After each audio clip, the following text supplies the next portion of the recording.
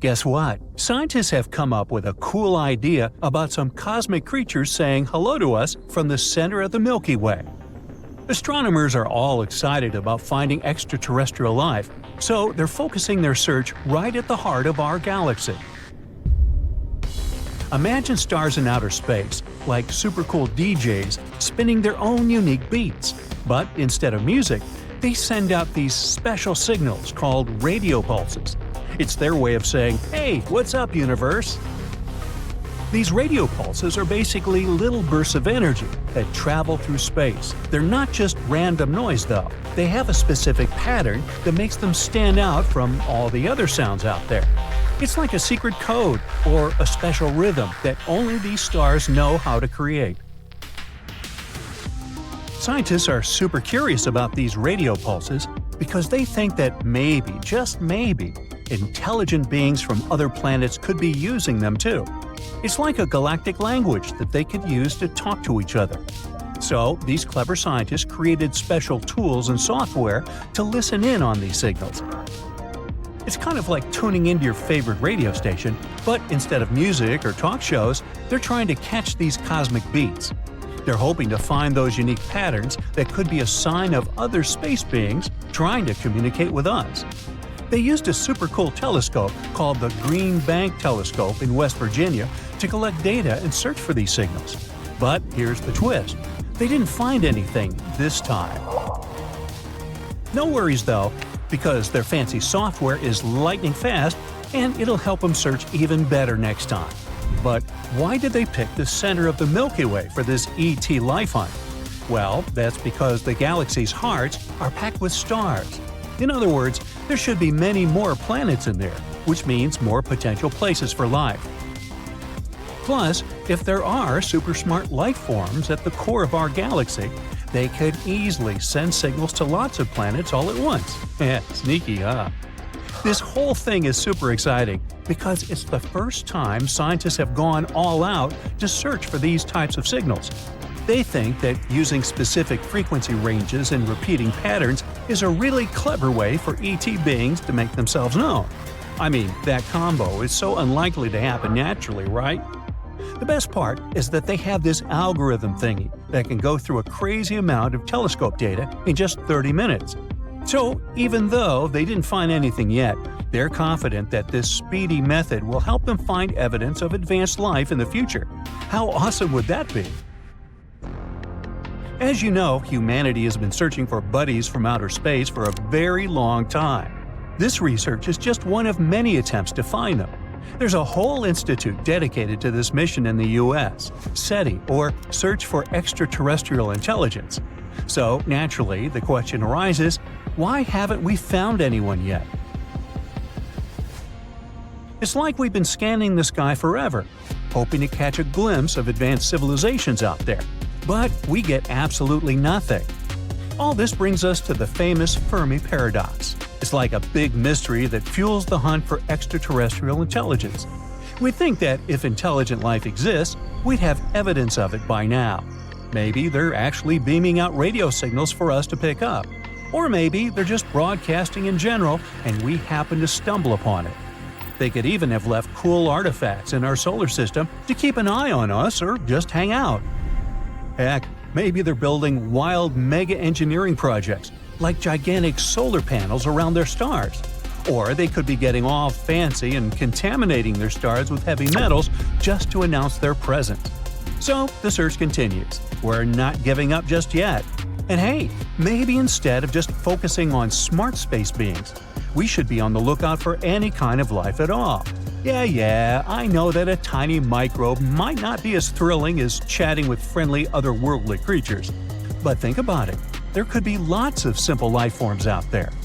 We're talking about simple organisms swimming in oceans, mossy creatures holding onto rocks, or the first signs of critters exploring their habitats. They might not be super brainy, but they leave their mark. Plus, they could be way more common and easier to find in our galaxy. Now take Earth, for example. There's a theory that our atmosphere used to have a lot of oxygen floating around. But oxygen is a bit wild and doesn't stick around for too long.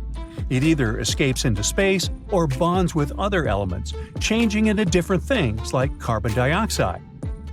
Then, around 2 billion years ago, single-celled organisms decided to gobble up carbon dioxide and burp out oxygen, completely changing Earth's atmosphere. Life here transformed the very nature of our planet. And guess what? We can actually detect changes like that on other planets. Here's how. When we look at faraway planets called exoplanets, sometimes they cross in front of their parent stars. As the star's light passes through the planet's atmosphere, it gets all mixed up with different elements and molecules in the air. And you know what happens? The light changes its flavor and color in a special way. So imagine you had a glass of lemonade and you added some fruit juice to it. The lemonade would taste different, right?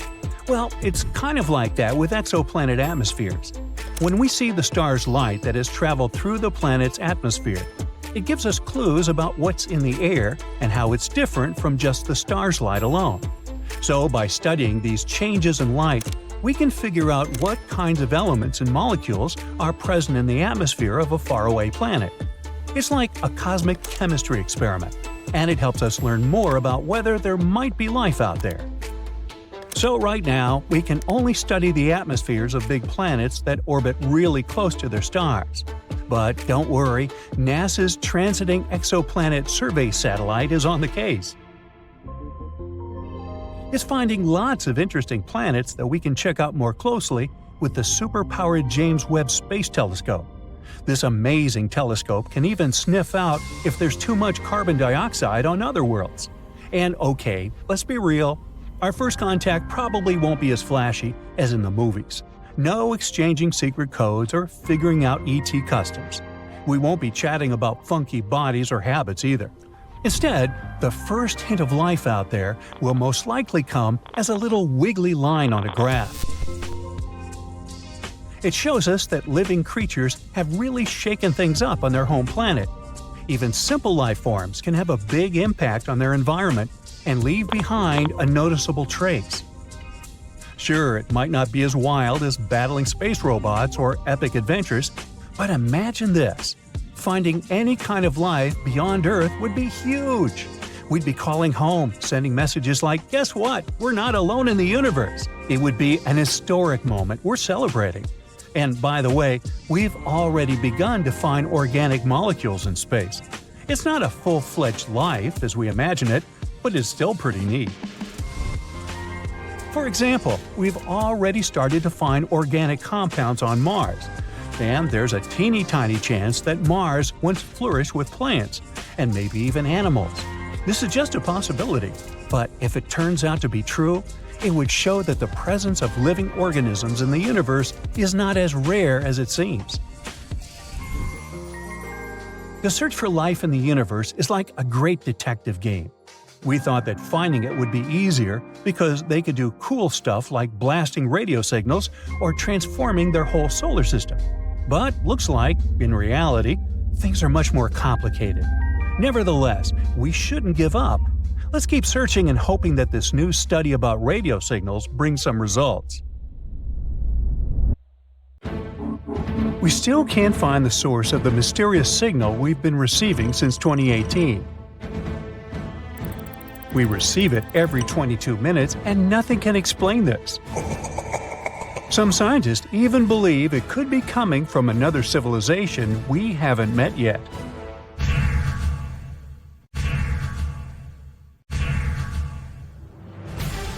This strange radio signal wasn't found by a scientist on a serious mission.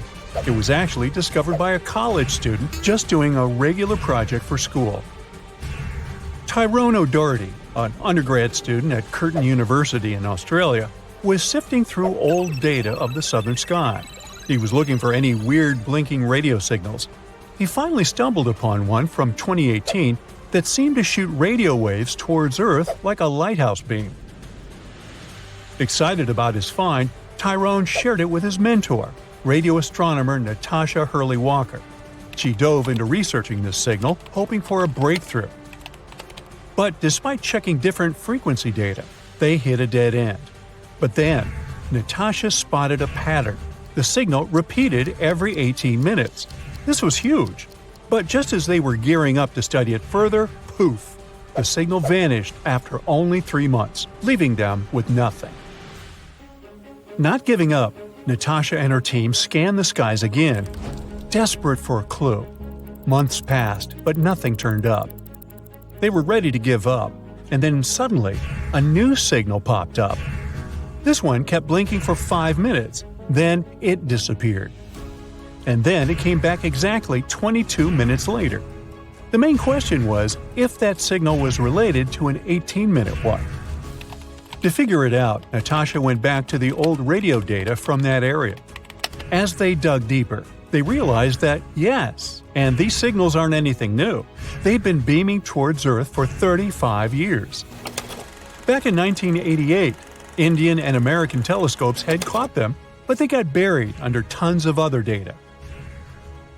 This was great news for space explorers because it meant they could now calculate how far away this mysterious object was. After doing the math, they figured out it was incredibly far, even on a space scale, 15,000 light-years from Earth. Now, the only thing left to uncover was what exactly this object was. Walker and his team started comparing it to all the known radio-emitting objects out there. Yet its source remains a mystery. The signals still pop up every 22 minutes on NASA screens, always ending with a frustrating match not found message. The scientists called it J183910. Some think that the signal might come from some extraterrestrial beings. Maybe it's the signal that SETI, the search for extraterrestrial intelligence, has been waiting for. This project has been working for over 50 years, trying to find any evidence of life beyond Earth. They also scan the skies for radio waves, laser pulses, and other mysterious signals. So maybe it's a way for extraterrestrial folk to communicate their location. While that idea may sound exciting, we need to be careful about jumping to conclusions. First, we don't have solid proof for that. Before any concrete evidence, it's just speculation. And also, there are other more plausible explanations. Most likely it comes from a natural phenomenon, and there are a couple of theories for that. The first one is the pulsar theory. Imagine a huge star in space much bigger than our Sun. Sometimes these big stars finish their life journeys in a spectacular event called a supernova. When this happens, the star's core collapses, becoming super compact, as if you're squeezing all the stuff from that star into a tiny space. That tiny, super-dense core is called a neutron star. Some of these neutron stars are extra special. We call them pulsars. They get their name because they seem to pulse with energy, like a space lighthouse. These pulsars have incredibly strong magnetic fields, much stronger than what you'd find on Earth. They're like enormous magnets in space. Because of this, they shoot out beams of energy. They're also spinning super fast, so these beams of energy seem to pulse on and off as they spin around. Now, the strange signal we detected seems to have similarities with pulsars, but not quite. Pulsars usually have a predictable lifespan and slow down over time, eventually stopping their radio signals. In contrast, our mysterious signal is quite persistent and is blinking beyond what's expected for pulsars. So, maybe it's not a typical pulsar, or not a pulsar at all. There's also a magnetar theory. Now, a magnetar is another type of neutron star. They're like supercharged versions of pulsars, with even stronger magnetic fields and slightly longer pulsating periods. Maybe this is what causes our signal's intense persistence. However, when we plotted the data, we also realized the signal didn't match the magnetar's vibes either. Magnetars not only send out radio waves, but also powerful X-rays because they're so energetic. But the signal we received was only sending out radio waves. So we figured it's not a pulsar and not a magnetar. The signal's behavior is very strange and suggests an unnatural source. This means there might be something in the universe that scientists haven't fully explored yet. And there is a space object that we don't know much about. The final theory is the so-called dwarf pulsar. Sounds a little dopey to me. Couldn't help myself. Now, a dwarf pulsar is like a star that blinks with light flashes, similar to pulsars, but it takes longer for each blink. Usually, white dwarfs are the leftovers from smaller stars. They don't blink because their magnetic field isn't as strong as pulsars. But when a white dwarf becomes pretty hefty, almost the mass of our Sun, it gets super dense and starts pulsating with a strong magnetic field, just like pulsars. They have a cool quirk. White dwarfs are made of electrons, not neutrons like pulsars. When these charged electrons start dancing with a magnetic field, they shoot out periodic light flashes, which happen every 100 to 1,000 seconds. As you remember, our signal has a period of 22 minutes, 1,320 seconds. A bit longer than the usual white dwarf pulsars, but it's much closer to the truth. So far, this sounds like the most plausible explanation. But even this theory isn't fully confirmed yet. This just shows how much there is in the universe that we're still figuring out.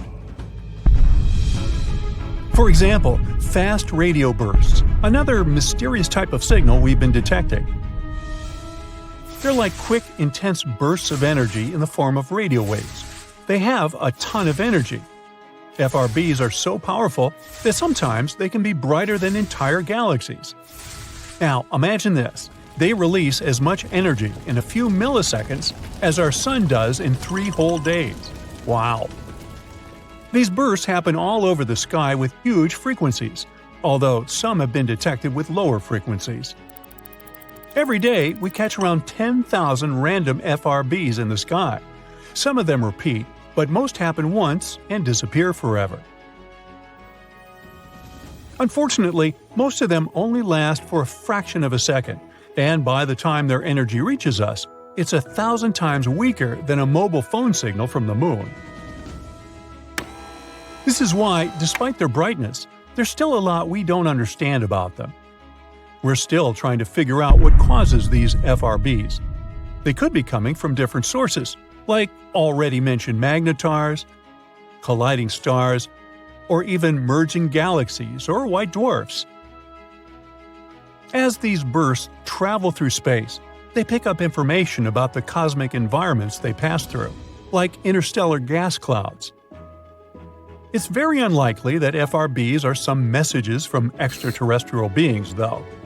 Not only because there are thousands of them every day all across the sky, but also because we know that the sources of these bursts must be incredibly energetic themselves. Our neighbors would have to have equipment stronger than entire galaxies for that. But the bottom line is, while all these signals are fascinating, there's still a ton to learn about them. Now, think about the vastness of the universe. Our galaxy contains between 100 and 400 billion stars. Many of them can potentially host planets. Many of those planets might have water in them and be capable of supporting life. And this is just the Milky Way alone. What's the likelihood of other intelligent civilizations existing out there? Well, there's a famous formula called the Drake equation. It's a mathematical tool to guess how many civilizations from outer space might be able to talk to us in our Milky Way galaxy. It was made by a scientist named Frank Drake in 1961. Here are the variables in it. N is the number of civilizations we could potentially talk to in our galaxy. R star is how fast new stars are born in our galaxy. F sub p is the fraction of stars with planets around them. N sub e is the average number of planets around each star that could support life. F sub L is the fraction of those planets where life might actually start. F sub I is the fraction of planets with life that could become smart civilizations.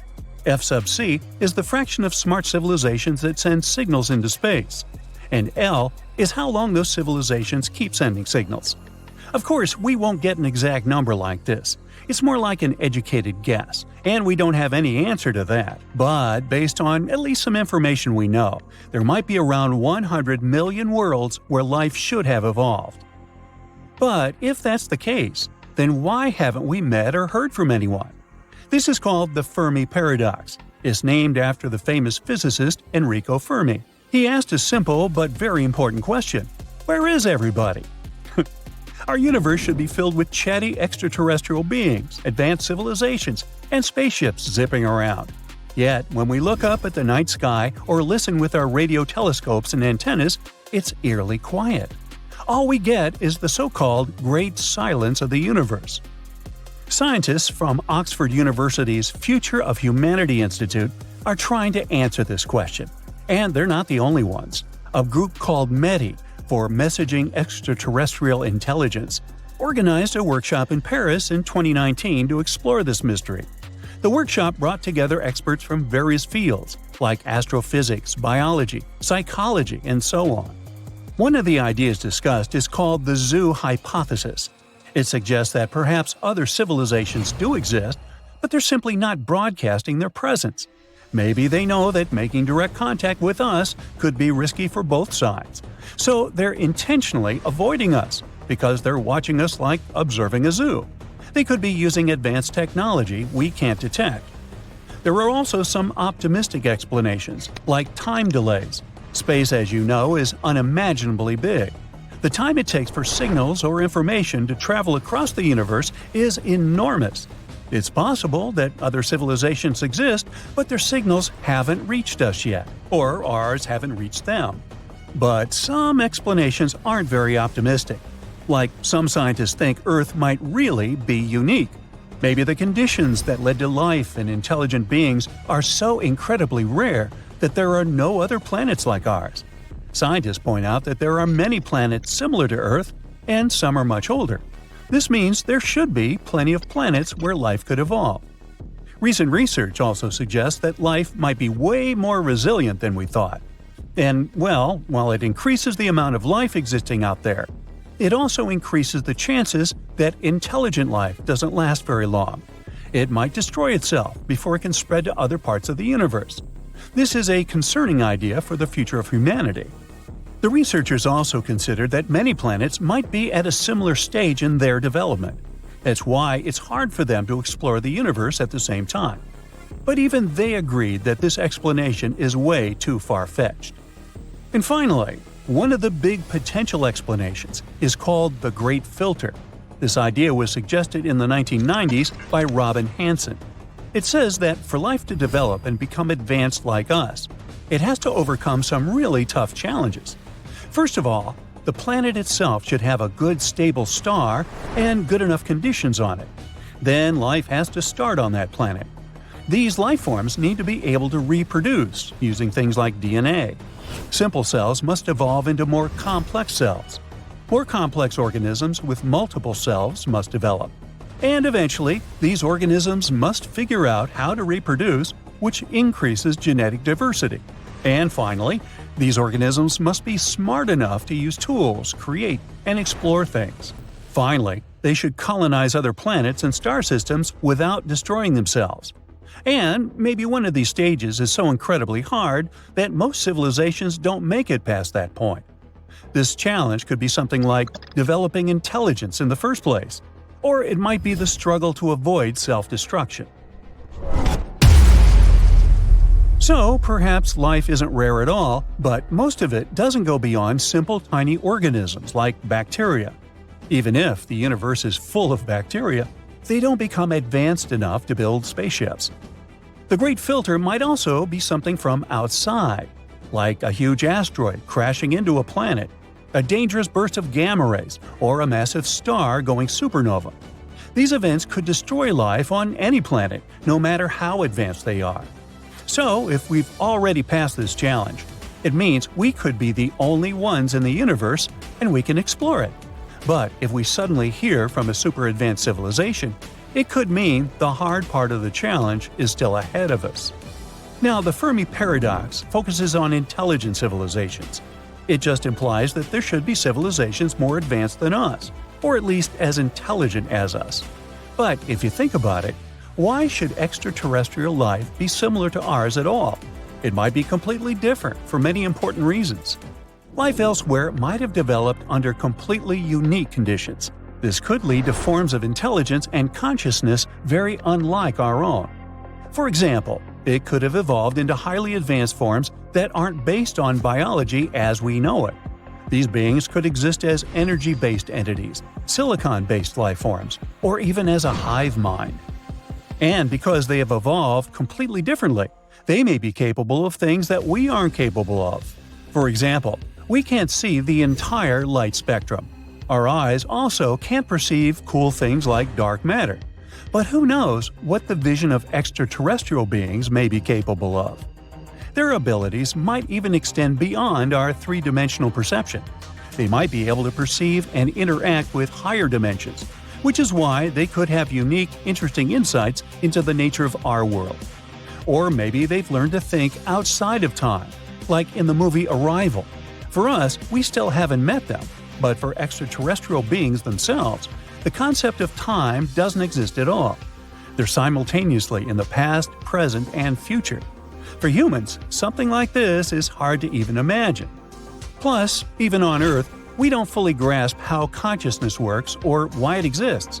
We're not even sure when exactly we became conscious. So even if we do encounter extraterrestrial life, it will be hard for us to understand them or communicate with them. We think that they might have entirely different language systems, symbols, and so on, but they might not even have any communication systems at all. As you can see, the possibilities are endless. Evolution is a process that can go in many different directions. It's possible that extraterrestrial life developed in ways we can't easily understand or even imagine. These things are intriguing to think about. There are still no easy answers.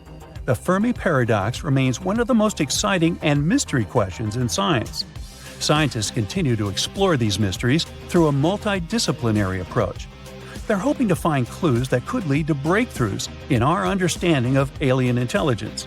And until we find a definitive answer, we can keep sparking our curiosity and imagination. Throughout the years, scientists have made some discoveries that seem to hint at the existence of extraterrestrial life. But do they really? Let's find out. In 1976, NASA's Viking Mars landers detected chemical signatures that could be a sign of extraterrestrial life. During one of the experiments, Martian soil was mixed with special nutrients and then tested for the production of methane gas, and the test's result was positive. In other words, something in the soil was metabolizing these nutrients and producing the gas. Unfortunately, other experiments conducted on board the landers didn't show any evidence of life. It caused NASA to declare the result a false positive. And still, some scientists keep standing by the finding, arguing that the experiments on board were ill-equipped to look for a key indicator of life, organic molecules. In 1977, an Ohio State University radio telescope detected a bizarre pulse of radiation coming from someplace near the Sagittarius constellation. It lasted 37 seconds and was so unexpected that the astronomer who was monitoring the data at that moment scribbled, "Wow," on the telescope's printout. The thing is that the radio frequency of the signal is internationally banned on Earth. The signal could be the result of a supermassive astronomical event, or it could be sent by some kind of intelligent life with immensely powerful transmitters. So far, this mystery has remained unexplained. In 1996, NASA scientists announced that they had found something that could be microbes in a potato-shaped chunk of Martian rock. The meteorite might have been blasted off the surface of Mars in a collision. It had been wandering the solar system for about 15 million years before it fell in Antarctica. Analyses showed that the meteorite contained some organic molecules and tiny particles of the mineral called magnetite. It's sometimes found in bacteria living on our planet. NASA researchers used an electron microscope and announced that they had spotted nanobacteria. But since that time, this evidence has been called into question a few times. Some experts say that the particles of magnitude are not really similar to those found on our planet, and Earth's contaminants are likely to be the source of organic molecules. Jupiter's moon Europa has a bizarre red tinge. Some of the theories explaining this phenomenon have suggested the reason is frozen bits of bacteria, which are also responsible for the mysterious infrared signal the moon gives off. But this theory hasn't been proven yet. The existence of life in Venus's clouds might explain curious anomalies in the composition of the planet's atmosphere. Solar radiation and lightning are supposed to generate tons of carbon monoxide on Venus, but in reality, this gas is rare, as if something is removing it. Another weird thing is the presence of both hydrogen sulfide and sulfur dioxide in the atmosphere. Usually, these two readily react together. That's why it's rare to find them coexisting. The only explanation can be that some process keeps churning them out. But probably the most mysterious is the presence of carbonyl sulfide. The thing is, on Earth, it's only produced by microbes and not by some inorganic process. Some experts believe that microbes might be living in the atmosphere of Venus. The surface of the planet, scorching hot and acidic, isn't very suitable for the development of life, but up in the atmosphere it's moist and hospitable, with a pressure similar to Earth and pleasant temperatures. But again, we haven't received any solid proof yet. In 2003, scientists discussed the possibility that the traces of sulfur on Jupiter's moon Europa could be the waste products of colonies of underground bacteria. The compounds were first discovered by the Galileo space probe, which also found some evidence of a volcanically warmed ocean beneath the icy crust of the moon. The sulfur signatures look similar to the waste products of bacteria living in the surface ice covering lakes in Antarctica on Earth. But other scientists rejected the idea. They argued that the sulfur could have come from the neighboring moon. Io there, it's found in abundance. Are we really by ourselves in the universe? It's a daunting question that's been haunting us for centuries. No wonder scientists have tried to come up with all sorts of ideas as to why. One of the strangest theories concerning our lack of contact with other life forms is named the dark forest theory. Let's start small. Well, sort of. We'll focus on our Milky Way for now to better understand this theory. Our cosmic neighborhood is a galactic wonderland, sprinkled with 200 billion twinkling stars and maybe around 100 billion planets. So let's get hypothetical for a moment and say a tiny part of those habitats hosts life. Further, out of those life-bearing planets, a few might have evolved into intelligent beings. Given that, you'd think we'd be knee-deep in weird-looking neighbors, some of whom might be actively trying to find us or might just be out there, waiting to be discovered. Now, let's put a little science into this science fiction scenario. We have something called the Drake equation, which is a kind of universal roll call that estimates how many smart civilizations could pop up in our galaxy. You can think of this equation as the super smart roadmap. By playing around with a few important factors, the equation hints that there should be around 20 civilizations just in our galactic backyard. So why haven't we stumbled upon any yet? This theory isn't an easy task. It's a mixed bag of multiple variables, like the average number of planets per solar system that could potentially host life, or the rate at which stars suitable for intelligent life are formed. A tricky part here is that astronomers have yet to solidify the exact values of these variables, which means our calculations are just approximations for now. But back to the Milky Way, shall we? Feed in our hypothetical assumptions, crunch the numbers, and you get at least 20 civilizations. Yet somehow, our cosmic switchboard remains weirdly silent. How come? This radio silence has its own name, too, the Fermi paradox, named after the guy who first thought, "Hey, where is everybody?" over 50 years ago. Since then, we've had a lot of different theories trying to solve this mystery, all tinkering with different aspects of the Drake equation. Some folks think the appearance of life is a rare event. Others think that getting from bacteria to advanced beings is the tricky part. Yet, some reckon that civilizations might either wipe themselves out after a short lifespan or never even get to invent something they could communicate with.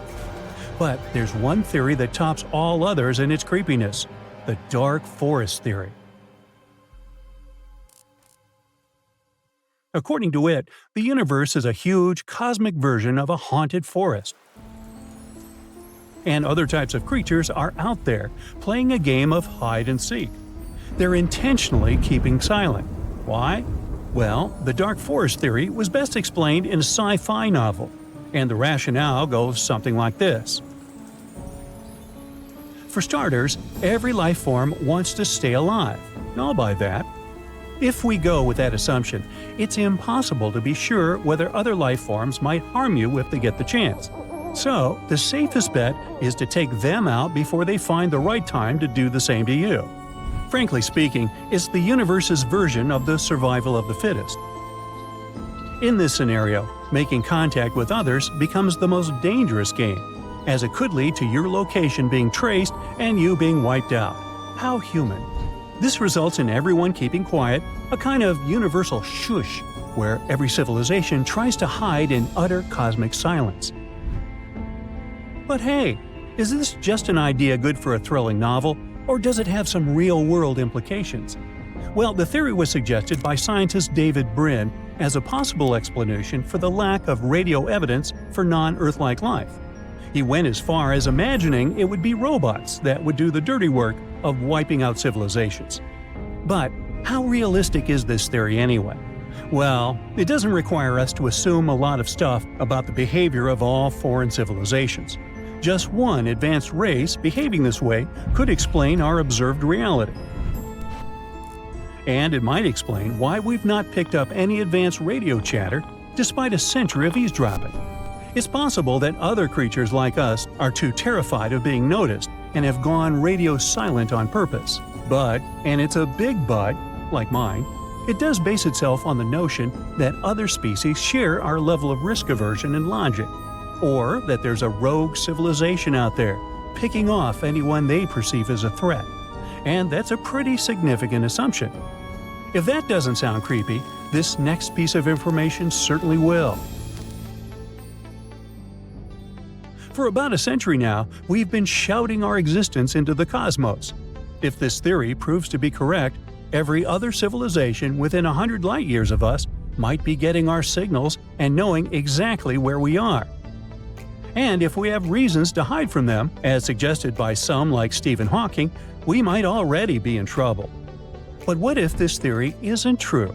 What if, sooner than we'd like to imagine, weird galactic creatures will indeed try to reach us? The truth is, most of us wouldn't even know what to do.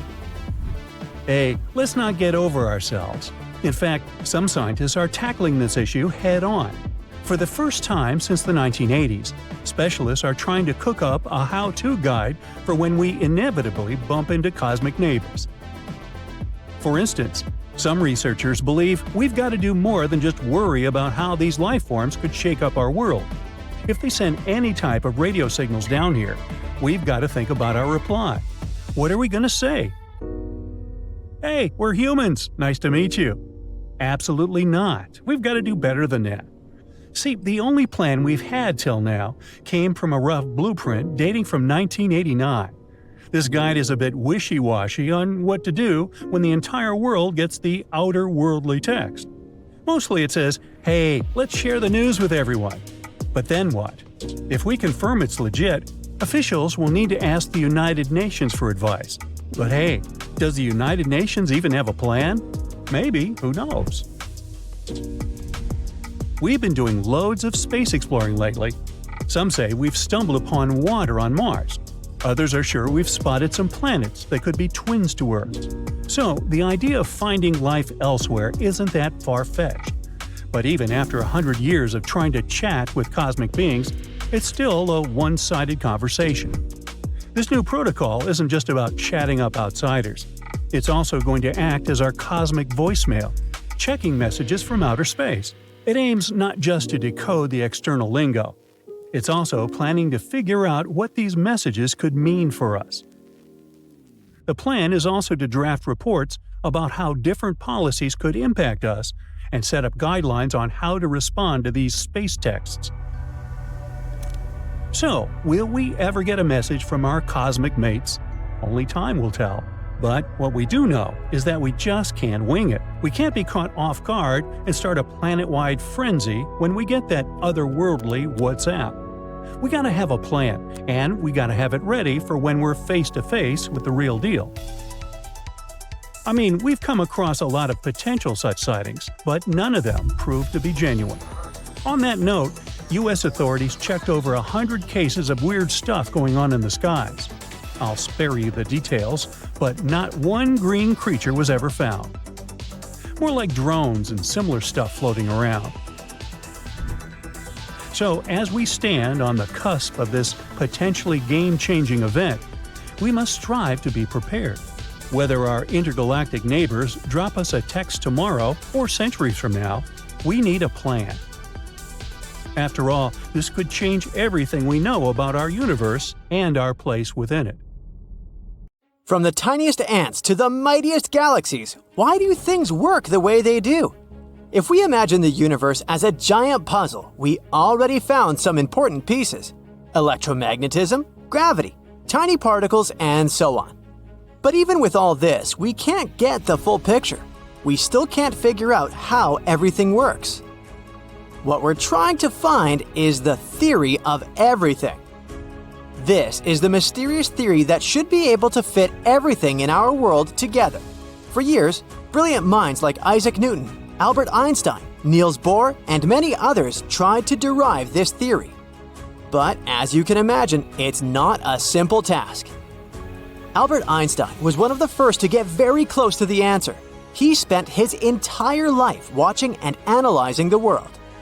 As a result, he came up with his most famous equation: E equals mc squared. This equation tells us how energy and mass are connected. Energy can turn into matter and vice versa.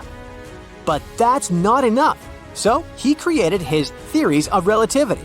One was called special gravity. It says nothing can go faster than light, and time can stretch or shrink depending on how fast you're moving. Then, he combined it with general relativity, which introduced gravity into the equation. He thought of gravity as the universe's way of bending space and time. Just like a fabric stretches when you place a heavy ball on it, space-time stretches when we place things like planets in it. This effect is what we call gravity. Einstein also wanted to connect gravity with the other forces, like electricity and magnetism. That way, everything could be together in harmony, and there were scientists who decided to help him with that. Their names were Theodore Kaluza and Oskar Klein. In the 1920s, they decided that it would be cool to add extra dimensions to our universe. Electromagnetism explained how electricity and magnetism work together. And now, Einstein, Kaluza, and Klein wanted to add relativity to it, like mixing several flavors of ice cream to create a super delicious universe sundae. To make this wild idea work, Kaluza and Klein had to add a whole new dimension to our world. We usually think of our world as having 3 dimensions, like length, width, and height, plus time. But these scientists created the 5th dimension, although it's all tiny and hidden, so you couldn't spot it in your everyday life. All this gave us a more or less full picture of the world. Many even thought that Einstein did it, found the theory of everything. But if only things were that simple. Unfortunately, even though Einstein was a genius, he couldn't unite everything. You know what screwed things up for him? Quantum mechanics. Quantum world turned out to be insane. When we looked at the particles, we learned that they could do magical tricks. For example, they could be in 2 places at once, or disappear and reappear again out of nowhere. Einstein couldn't explain that. He wanted things to be logical and predictable, like knowing exactly where a particle is and how fast it's going. But quantum mechanics showed that our world is much more complicated, weird, and random than what we thought. But even though Einstein didn't explain absolutely everything, his legacy still lives on. Today's scientists are picking up where he left off. So how close have we gotten to the theory of everything since then? Well, quantum mechanics tried to nominate its candidate, string theory. This hero emerged in the 1980s. Quantum physics pals had a wild idea. What if the tiniest bits of everything in our world weren't particles, but super tiny strings? Yeah, like guitar strings. Almost. They look like little dots to us, which is why we see them as tiny particles. But if we looked at them under the best microscope ever, they would look like little loops. In that case, everything in the universe is made up of these little vibrating strings. Just like different notes on a guitar string make different sounds, these tiny strings can vibrate in different ways. And each way they vibrate creates a different particle. One note might give us a particle we call an electron. Another vibration could be a particle like a photon, and so on. But there is another cool idea that string theory suggests. It suggests that our universe has more than just the usual 3 dimensions we can see, like up, down, left, right, and forward and backwards. What if there are extra hidden dimensions that these strings can wiggle in? And theorists say that they might be up to 10 or even 11 of these dimensions. At first, everyone thought that this was it. This could be the theory of everything. But, just like in the movies, when everyone thinks that they've defeated the villain, more problems pop up. String theory didn't fit the universe's rules discovered by Einstein. This is the last piece of the puzzle they've been trying to find for many years. If string theory supporters figure out how to connect their ideas with Einstein's theories of relativity, they'll finally be able to explain all the things ever. And they made some attempts. String theory began to divide into many branches. For example, it gave rise to the multiverse theory. Alright, we know that all the tiny strings can vibrate and wrap in different ways. There are many ways for each string to vibrate. The combination of their vibrations give many possible results. And there are trillions upon trillions of these strings. And just like one musical note can help to create different harmonics and songs, strings can create different versions of the universe. Each version might represent a universe with its own set of physical laws and properties. You probably heard about the parallel worlds. Well, it's a real scientific concept. The multiverse theory says that our world isn't the only one. There's an infinite number of universes and their number is constantly growing. Let's say you're baking cookies. In one universe, you make chocolate chip cookies. In another universe, you make oatmeal raisin cookies. And yet, in another universe, you make them with peanut butter. Even for such a small decision, there are a lot of parallel worlds. Something like this is very hard to even imagine. And these are only those universes that are similar to ours, where identical copies of us live. Some universes might be completely different. They might have different constants of nature, like the strength of gravity or the speed of light. They might have things that we can't even think about. Of course, this is just another theory. There's still a big debate about it in the world. It's a fascinating idea, but there's no way for us to test it with our current technologies. These universes, even if they exist, are way beyond our reach. One of them is called M theory. It was proposed in the 90s by an awesome scientist, Edward Witten. M theory is like a super advanced version of string theory. Just like in regular string theory, it suggests that everything in the universe is made up of tiny vibrating strings. But M theory says that these strings aren't the only things out there. There are also things called branes, short for membranes. Imagine these branes like sheets or surfaces that exist in higher dimensions. We can't see them, but they can interact with the strings in interesting ways. M theory was basically juggling other theories, trying to solve the problem in everything. It tried to unite every version of string theory into one big idea, and also combine all this with Einstein's ideas somehow. It also high-fived Stephen Hawking's ideas about black holes along the way. But even with M theory, we're not at the finish line. No matter how hard we try, we still can't explain absolutely everything. The biggest problem is trying to unite relativity with quantum mechanics. So far, no one could do this. These were our attempts to come up with a theory of everything so far. Will we be able to derive it one day? Who knows? There are many tricky pieces still missing, but we keep learning and creating new tools to explore our world. And maybe one day, we'll finally find out the answer. For centuries, people believed that all swans were white because that was all they had ever seen. They thought it was a universal truth. Then one day, someone discovered a black swan. It was a surprising and unexpected event because it went against what everyone believed. So yeah, the theory is named after this idea of a rare and unpredictable event that goes against our assumptions and expectations. It isn't related to the Darren Aronofsky movie. You know, the one starring Natalie Portman as a committed dancer? Nassim Nicholas Taleb is the person who named this theory. He suggested that these types of super rare and unexpected events are impossible to predict, but they can have a massive impact on individuals, businesses, and societies. The theory was originally used to explain financial markets, but has found its way into various fields. Taleb calls those extremely rare events black swans. Now, these events are so rare that the usual tools of probability and prediction, like the normal distribution, don't really work. They rely on large populations and past data, which we don't have for rare events. So, trying to use statistics based on the past won't help us predict black swans. Let's dive into some examples of past black swan events. The rise of the internet is actually a great example. It's now hard to imagine a time when people couldn't Google their burning questions or watch funny cat videos online. The internet's growth and impact caught many by surprise. It transformed the way we communicate, access information, and even buy fluffy socks without leaving the couch. A digital revolution nobody truly saw coming.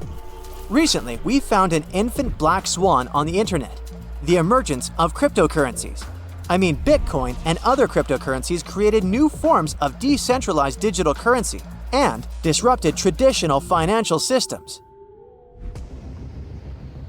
Then we have the invention of smartphones. Picture a world where phones were chunky, had buttons, and only made calls. Suddenly, boom! Smartphones turned everyone into walking wizards with tiny devices in their pockets. From taking selfies to driving with GPS, these pocket-sized marvels changed the game, surprising us all with their incredible capabilities. Here we can also mention the rise of social media. The emergence of platforms like Instagram revolutionized communication, enabling people to connect and share information globally. The creation of the internal combustion engine was a game changer too. Long ago, horses trotted along the streets, leaving a different kind of horsepower behind. But then, ta-da! The internal combustion engine roared to life, propelling cars and transforming transportation forever. Who would have thought that a mechanical contraption could replace our equine friends and pave the way for road trips and drive-thrus? What about black swans related to our bodies, like decoding DNA? Once upon a time, DNA was a mysterious code, like a secret language of life itself. Then, science unraveled its secrets, revealing the blueprint that makes us who we are. This groundbreaking discovery in genetics opened doors to medical advancements and personalized medicine. Imagine you're a scientist working in a lab. One day, you forget to clean up your petri dishes. You know, those plastic or glass things commonly used for growing microorganisms. Then, you leave for a vacation. When you return, you find a happy accident. A mold called penicillin has grown on one of the dishes and exterminated the bacteria around it. That's what happened to Alexander Fleming. This accidental encounter with mold led to the discovery of penicillin. Hello, one of the most important medications in history. At the time, bacterial infections were a major threat to human health. Fleming's chance observation opened the door to a whole new way of fighting infections and revolutionized medicine. Now let's take a peek at Europe in the 14th to 17th centuries. It was like a scene from a historical movie. People are emerging from the Dark Ages, embracing newfound knowledge and experiencing an explosion of creativity. This period is none other than the Renaissance. It's a black swan too, because during that time, there was a tremendous surge in artistic, scientific, and philosophical achievements. Incredible minds like Leonardo da Vinci, Michelangelo, and Galileo were pushing the boundaries of human knowledge. The Renaissance was like a giant wake-up call for Europe, shaking off the cobwebs of the past and embracing a new way of thinking. It was a black swan event because it changed the course of history and ushered in a period of immense progress and innovation. It reminds us that sometimes, out of the blue, a wave of inspiration and brilliance can transform the world. Let's take a step back, or 1,000 steps further, and consider the moon landing. The Apollo 11 moon landing in 1969 was an extraordinary feat of human achievement and a positive black swan event. It showed humanity's potential for exploration and scientific advancement, inspiring generations and pushing the boundaries of what was deemed possible. Not all black swans are good and positive, though. When it comes to the stock market, a black swan event is like a super rare market crash that goes way beyond what anyone could expect. We're talking about events that statistically should hardly ever happen. The Great Depression is a classic example of a black swan event. It happened in 1929, but its effects lasted for a long time. The economy was booming with happy days. Then, the stock market crashed and everything went haywire. It was almost impossible to predict, like trying to guess the lottery numbers but on a global scale. The world had never seen such a massive economic meltdown. At its peak, 25% of Americans found themselves without a job. The economy took a nosedive. The US GDP dropped by 30%. Over 9,000 banks waved the white flag and said, "We're out." Oh, and there's something called a gray swan event, too. It's not as rare as a black swan, but it's still an outlier. The good news is that gray swans are a bit more predictable than black swans, so we can better prepare for them and take some measures to protect ourselves. Let's play a little thought game. Imagine we're weighing a bunch of people, and one of them happens to be the heaviest person in the world. Even if that person weighs 2,000 pounds, it doesn't really make a big difference in the overall average weight of everyone we weigh. It's like a drop in the bucket. This shows that extreme outliers like this super heavy person don't have a huge impact on the average. Now let's do a similar experiment, but this time with wealth. We gather a group of people, including one billionaire. What if that billionaire's wealth is 99% of the total group's wealth? Unlike the weight example here, the outlier dominates everything else. This is what Taleb calls extremistan, where a small number of people have a huge portion of wealth, while others have very little. Taleb argues that the modern world operates more like money. It's mostly digital and not constrained by physical or biological limits. While most people don't make a lot of money, a few can make a ton. The same applies to other areas like music, book sales, and more. This winner-take-all system rewards a small number of individuals disproportionately. We tend to believe we understand why these outliers exist. We think it's all about thinking outside the box, starting a revolutionary company, and working tirelessly. But what about those people who did all these things and failed? You don't often hear about them or find shelves full of books about their failures. There's a bias in the stories we hear and the information available to us. In the end, we became more vulnerable to black swans. So, whether it's a mold leading to life-saving antibiotics or an economic crisis, these events of the black swan theory show us that unexpected events can have impacts on our lives. By the way, the odds of being born are 1 in 400 trillion. For all we know and don't know, being born is an unimaginably improbable event that nobody could have truly foreseen. So if you're alive, in a sense, you're a black swan too.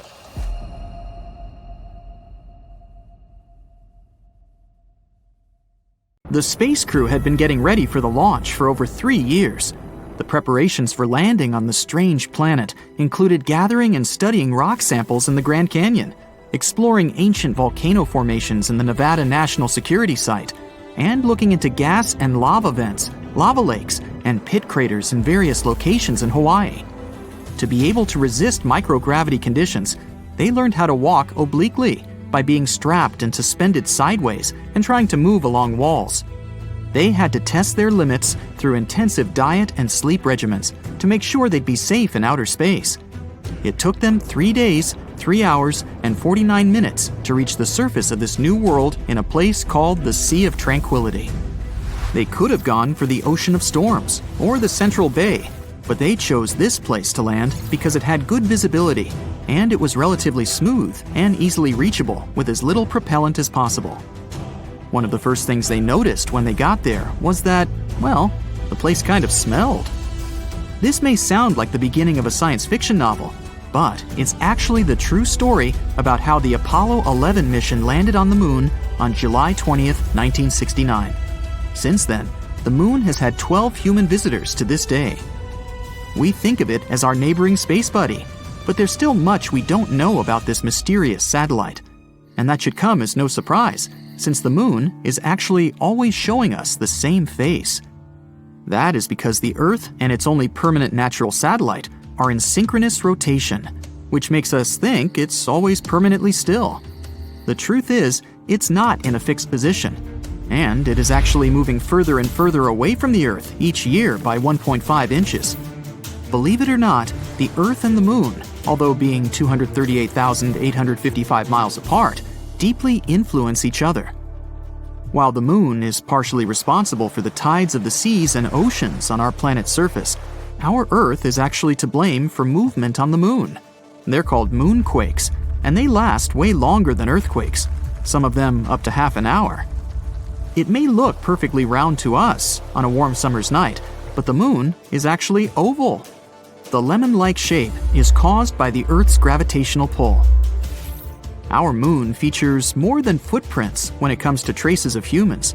In 1969, American astronauts left many objects on the surface of our satellite, such as 2 golf balls, a drawing by famous artist Andy Warhol, and a message from Queen Elizabeth II herself. One of the last people to walk on the Moon to this day, an astronaut named Eugene Cernan, scribbled his daughter's initials on the Moon's surface in 1972. Since it appears there's no wind or any other type of weather change there, the letters TDC could remain there permanently. It's actually possible to be allergic to the Moon. Harrison Jack Schmitt, an astronaut from the Apollo 17 mission, spent some time in a valley in the Sea of Serenity, then climbed back into the crew's lunar module, but had some moon dust on him. Just as he removed his spacesuit, he got red eyes, sneezing fits, and other allergic reactions that lasted 2 hours. Since it's so close to us, we've established that the Moon has a time zone of its own. We call it the Lunar Standard Time, but it doesn't correspond to time on Earth. To get an equivalent, the explanation is a bit more complex, but in simple terms, a year on the Moon is split up into 12 days, each one about as long as a month on Earth. Each one of these days got its name after a different astronaut who has walked on the Moon. The start date of this calendar coincides with the moment Neil Armstrong walked on the Moon. So, the Lunar Year 1, Day 1, began on July 21st, 1969 at 2:56:15 Universal Time. Since the Moon has a very thin atmosphere, it has some pretty crazy temperatures, both hot and cold. They can go up to 200 degrees Fahrenheit. Over by the Moon's poles, however, the temperature is always at around minus 400 degrees Fahrenheit. Humans have tried to trace the connection between our natural satellite and the Earth for as long as we can remember, coming up with words to explain why the Moon's existence influences us so. In the Middle Ages, scientists and philosophers thought that during a full moon, some people were more likely to experience different health conditions. Because they saw this inexplicable connection to the full moon, people with these symptoms were named lunatics, or at times, literally, moonsick. People are not the only creatures living on Earth that are affected by moon cycles. Dog owners are 28% more likely to take their pet to vet emergency rooms during the full moon. You may think that's the reason why wolves have this preference for howling at a full moon, more so in popular culture. But scientists haven't been able to find any connection between wolf behavior and the lunar cycles, so it might as well just be a myth. The largest known crater in our solar system is also found on our moon, and is called the South Pole Aitken. This giant formation is located on the far side of the moon and measures 1,550 miles in diameter. One of the many things we've yet to fully understand about our satellite is the unusual flashes of light that can sometimes be seen on its surface. Scientists have named these outbursts transient lunar phenomena, or TLP in short, and they have been seen all over the world for centuries. One of the first instances of TLP dates back to 1178, when monks from Canterbury claimed to have seen a flaming torch on the surface of the moon after the sun had set. TLP does not simply mean light flashes. Reports also have detailed other unusual events, such as gas-like mists, reddish, green, blue, or violet colorations, or even the darkening of certain locations on the moon. Is something strange happening with our moon? Is it the beginning, or did we just start noticing it with the newer space study equipment we have nowadays? There are a lot of different theories that scientists have developed trying to piece together what can be causing these events.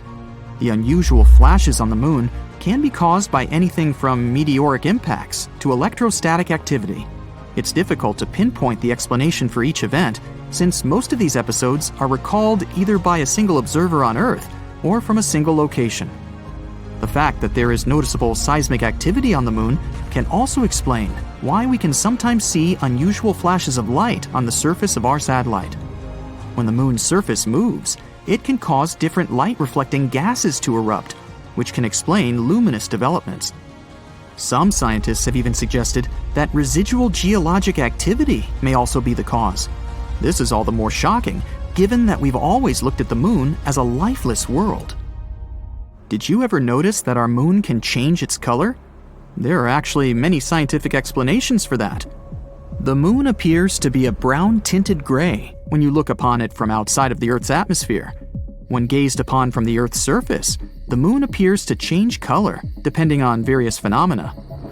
The moon seen near the horizon will most likely be yellow or red-tinted. The rarer blue-colored moon indicates that you're looking at our satellite through an atmosphere carrying larger dust particles. The moon can even appear purple at times, but what causes this specific hue is still up for debate. The fact that we don't know exactly if or how much water there is on the moon's surface is not the main reason why we aren't already building houses up there. It seems that radiation actually has a lot more to do with it. Recent studies have shown that the moon's surface has a radiation rate 5 to 10 times higher than that you experience on a transatlantic passenger flight. That also means it's 200 times higher than the rate on the Earth's surface. In future lunar explorations, like the Artemis project for example, scientists need to take this into consideration, not to expose the astronauts. Named after Artemis, Apollo's sister, this program aims not only to place astronauts on the lunar surface in the future, but also to build some sort of an establishment there to study the moon in safe conditions. While the project started in 2017, the first planned mission is set for launch in summer 2022, with an estimated duration of 25 days. The space object, with no crew on board, is planned to reach lunar orbit and safely return with sufficient data for the next 4-person mission scheduled for May 2024. Artemis 3, 4, and 5 are expected to be launched in 2025, 2026, and 2027 respectively, each with a planned duration of approximately 30 days. The universe is expanding, and if it's expanding, then it probably had a beginning somewhere. Now all we have to do is to run time backward and see where the beginning was. It took the scientists many more years to come up with a full-fledged theory, the Big Bang Theory. And here it is. Nothing has ever been anywhere, because neither when nor where existed. But actually, no. There was one thing. It was the so-called cosmic singularity, a state of our universe in which it was incredibly small, dense, and very, very hot. Imagine if our universe was compressed into a small ball. The pressure and temperature inside would be enormous. At some point, it became impossible to withstand them. And here comes the Big Bang. It was an outburst of energy and matter that created everything we see now. Time and space, basic physical forces. It also scattered quarks everywhere. These quarks, tiny particles that make up our world, were all boiling in an incredibly hot cosmic broth. When it cooled down, gravity began to attract them to each other. They gathered into atoms, then molecules, and then into the first objects in the world. Stars. What was before that? Alan Harvey Guth, an American theoretical physicist and cosmologist, has devoted his whole life to solving this mystery.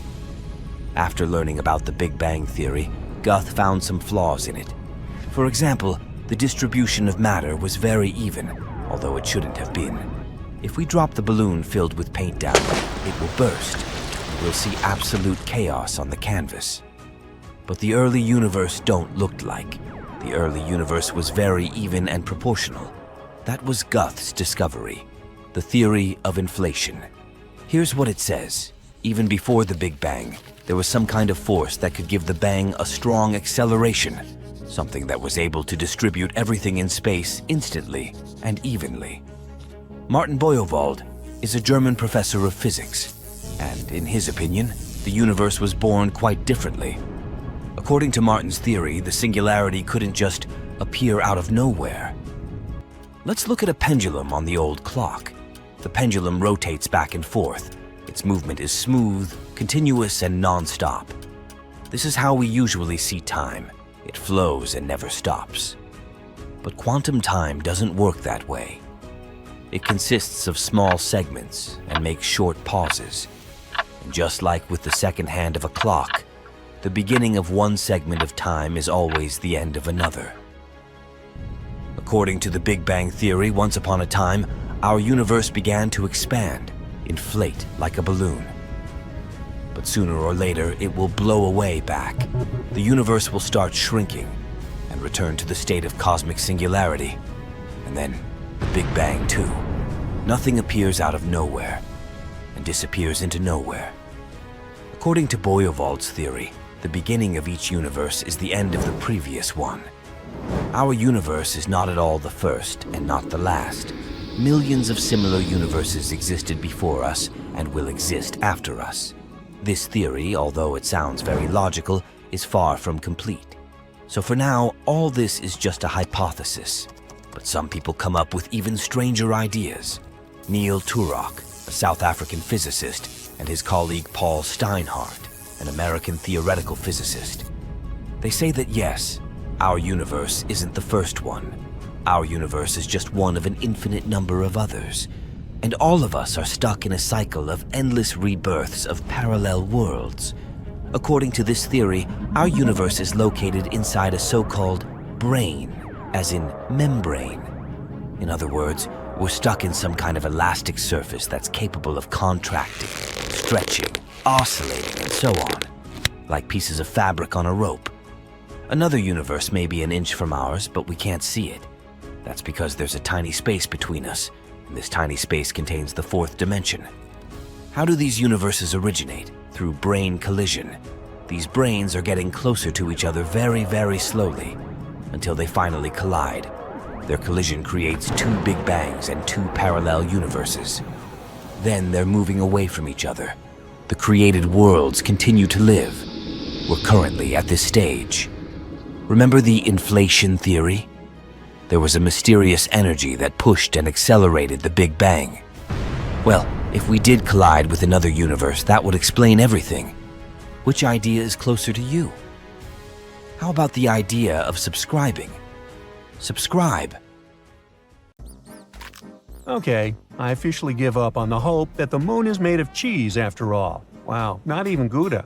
The shiny lunar ball, or a curved banana, or half of a coin, depending on what phase it's in, has different layers inside, just like Earth.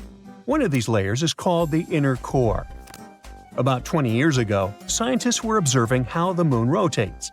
Using that data, they concluded that it had a fluid outer core.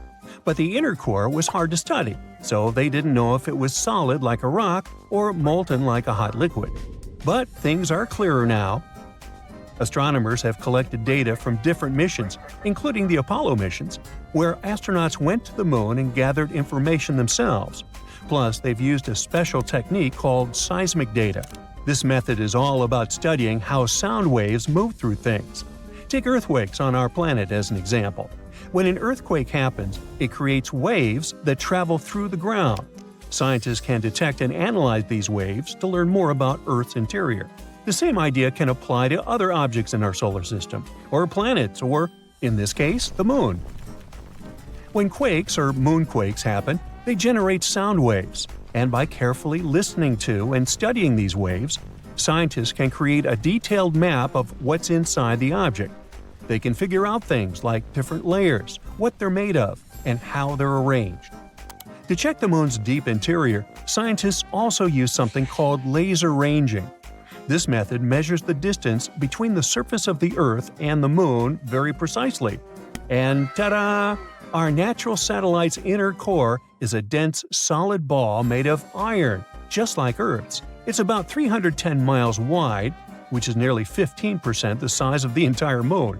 Researchers also have stumbled upon evidence that supports the theory that the layer between the Moon's surface and its core, called the mantle, has been moving around as the Moon evolved over time.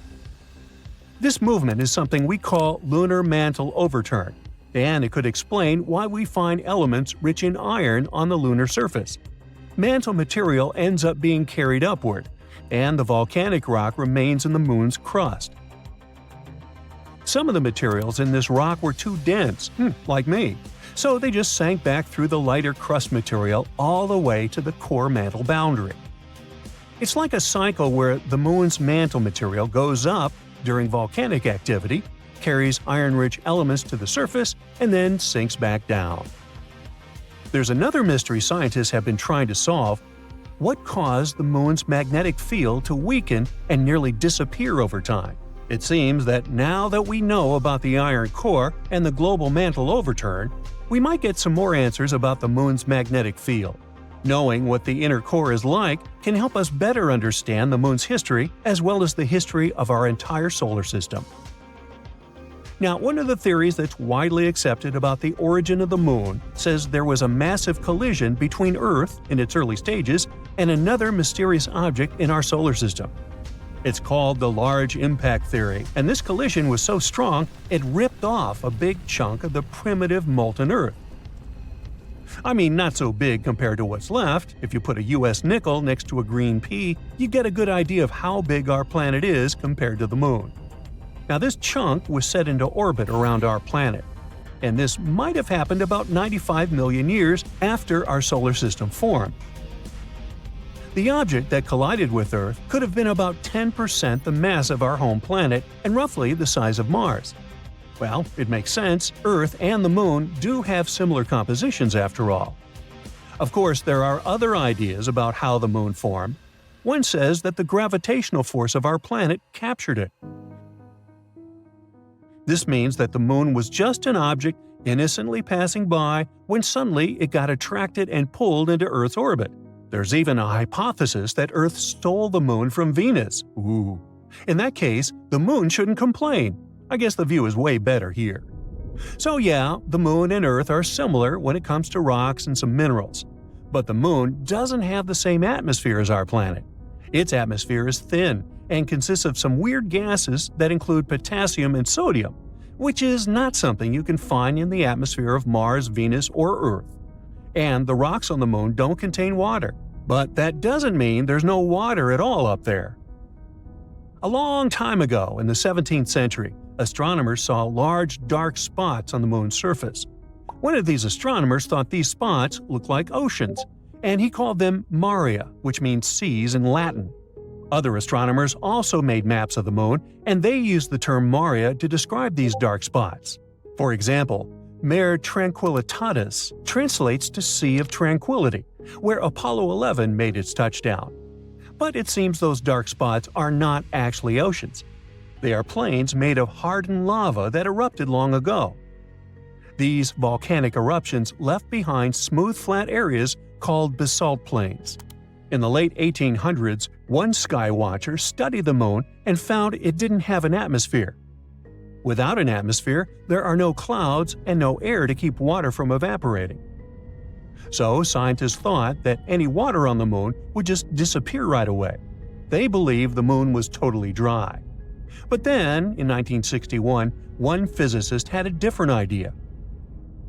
He pointed out there could be water on the Moon in special areas called permanently shadowed regions. These are spots on the Moon where the sun doesn't shine, so they stay dark all the time. Water ice could exist in these dark areas because they're extremely cold and the ice wouldn't evaporate. But when astronauts from the Apollo missions went to the Moon, they brought back soil samples, and scientists found no signs of water in them. So everyone went back to thinking that the Moon was completely dry. In the 90s, NASA focused on these shadowed craters and found high concentrations of hydrogen, which meant there could be ice at the Moon's poles.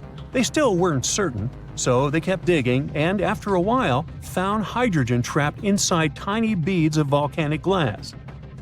Since there are no active volcanoes on the Moon today, which means water probably was present on the Moon when these volcanoes erupted long ago. Plus, there could be way more water back in the early days of our Moon. In 2020, NASA's SOFIA mission showed us what we'd been looking for a really long time. There is water on the Moon after all. It turns out the water is hidden within the grains of lunar dust or sticking to the surface in the sunlit areas of the Moon. So there are no oceans like we have on Earth, but at least there's something. The question remains, how did water even get there? It seems the Moon had a chaotic history back at the time when it was forming, as probably most of the planets and moons in our solar system. So there is some evidence that water came there from comets hitting its surface back in the old days, or maybe even keeps on coming from those that are slamming into the Moon right now. We're talking about a chaotic situation where icy micrometeorites collide with the Moon's surface, and dust then makes an even bigger mess when interacting with the solar wind. But we're waiting to find out more about this. Because, as we all know, when you mention water, you also inevitably talk about life. That's why we want to know more, for instance, about all that ice hidden in polar craters on the Moon. Maybe it can teach us more about how life developed on Earth. Maybe comets brought all the necessary elements here. Then, what if there are some of those elements stuck in the ice on the Moon, too?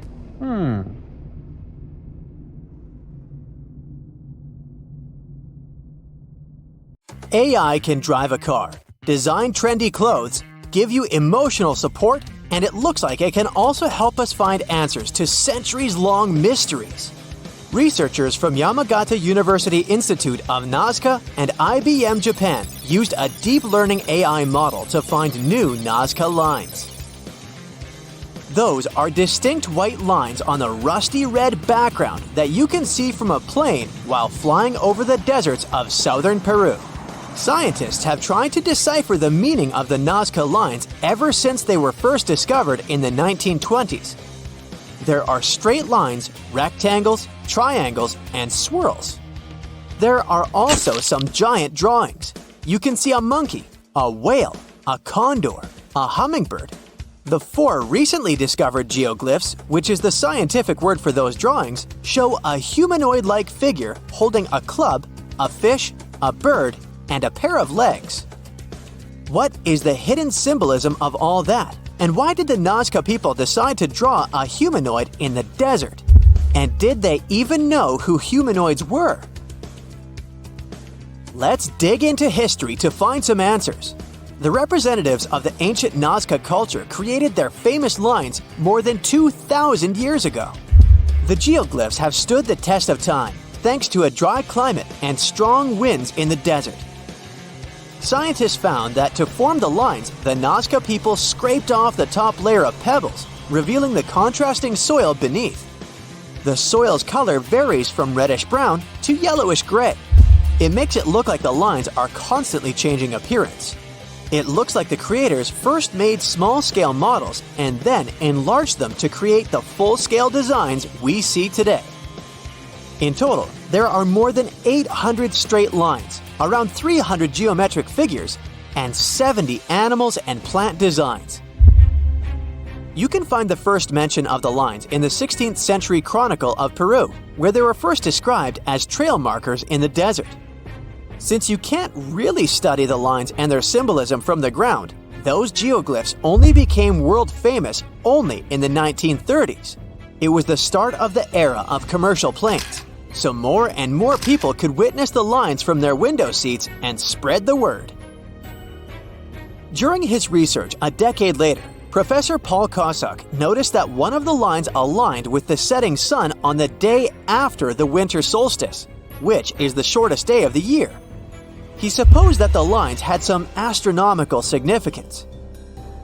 German researcher Maria Reiche, who got the nickname the Lady of the Lines, supported the theory that the geoglyphs served as a calendar and some sort of astronomical purposes.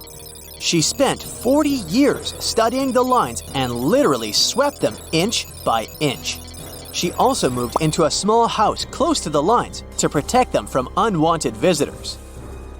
And that's how the Nazca Lines mystery was solved. Just kidding. In the 1970s, American researchers began to question astronomical theory.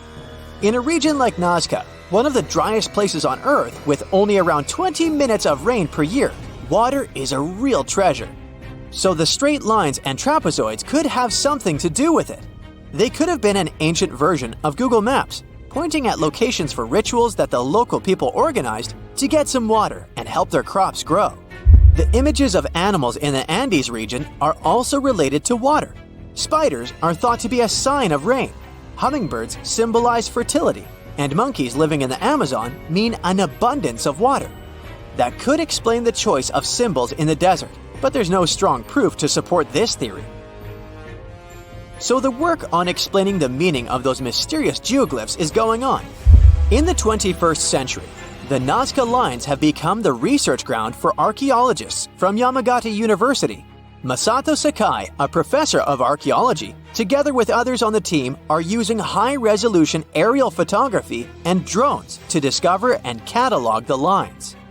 They found images of humans, camelids, birds, orca whales, cats, and snakes, most likely created between 100 before current era and 300 current era. Some of the images are around 10 to 20 feet long, and that's why they were pretty tricky to notice. The largest geoglyphs are 1,200 feet across, which is about the height of the Empire State Building. The researchers believe the Nazca Lines were a form of communication in the desert for their creators. The linear ones pointed the direction from valley to valley. The ones drawn on slopes seem to have been drawn along ancient pathways between settlements. Professor Sakai explains that discovering new lines is tricky. Some of them are so poorly preserved that it's hard to spot them in aerial photos. There are also irrigation systems and roads all across the Nazca region, and it complicates the task. And that's where AI comes in handy. The team showed it pictures of previously explored Nazca Lines so it could learn what to look for. Then, AI went through tons of footage taken from planes and satellites and also laser data from previous surveys to identify the lines scientists hadn't found before. The system works 21 times faster than humans, and it made some curious discoveries. Scientists then traveled to the locations it chose to verify the findings. In 2019, AI helped to discover a humanoid-shaped character with a rectangular head who is holding a stick and wearing a headdress. It became a real puzzle for the scientists trying to understand the creature's role in ancient society. The little guy is neighbors with another famous geoglyph. It's a hermit, which is a subgroup of hummingbirds that lives in the forested regions of northern and eastern Peru. The largest of the recently found geoglyphs is a pair of legs. It's more than 250 feet across, about 4/5 as tall as Big Ben. Could be an homage to some ancient supermodel. The fish and the bird are around 4 times smaller. Why they are where they are is still a mystery. Listing new geoglyphs isn't the only way AI is helping scientists. It's doing a lot of good for astronomy. It analyzes vast amounts of astronomical data and uses its algorithms to identify patterns, classify celestial objects, and even predict new events. For example, AI models have been developed to detect and categorize galaxies, search for exoplanets, and identify rare cosmic phenomena. It also helped analyze data obtained by the Kepler mission to discover new Earth-sized planets circling other stars. AI is also transforming the field of chemistry. Machine learning algorithms can predict chemical reactions, discover new compounds, and optimize chemical processes. All of this helps scientists save a lot of time and resources in the labs. If you've ever written a thesis, you know that analyzing vast chunks of information can take forever. Now imagine you need to analyze the archives of the British Library's national newspaper. It's piles and piles of history. So, researchers are teaming up with the curators to develop special software that can analyze the vast amounts of data extracted from these collections. Computational linguists and historians will be able to delve deep into the past and get some insights into changes in society and culture. They'll focus on key periods and track how advancements in technology shaped various aspects of society. AI even helps in the conservation of seals. It's really expensive and challenging to monitor certain species of those cutie pies living in the sea ice zone. Using high-resolution satellites, researchers can now identify the seals in photos, which already helps. But manually counting seals across huge areas of ice is like putting together a jigsaw puzzle of a blue sky consisting of 1 million pieces. It takes a lot of patience, and different analysts come up with different results. Machine learning algorithms can be trained to recognize and distinguish seals in satellite imagery and count them automatically. Researchers can then use this accurate data to monitor seal populations over time and study their behavior and habitat more effectively. It's September 1977. You're playing one of the first video game consoles released in North America. You step outside and see the whole neighborhood waiting for Voyager 1 to launch. It's a super sunny day, so you squint a little, trying to see what's happening. You live in the neighborhood right outside the launching station. You get yourself some food and watch the Voyager take off into space. You're so impressed, you decide to dedicate your career to working with NASA. 35 years later, you're now a senior official in NASA, specializing in Voyager 1. It's 2012, and you're sitting in the control room with your colleagues. Everyone is staring at their computer screens as they work on the Voyager. You're sitting on the top, overlooking everything and making sure all systems are in check. This day is special, as Voyager 1 is about to exit the heliosphere, which is a science word for the outer shell of our solar system. It's a bubble of space affected by the solar wind, which comes from the sun.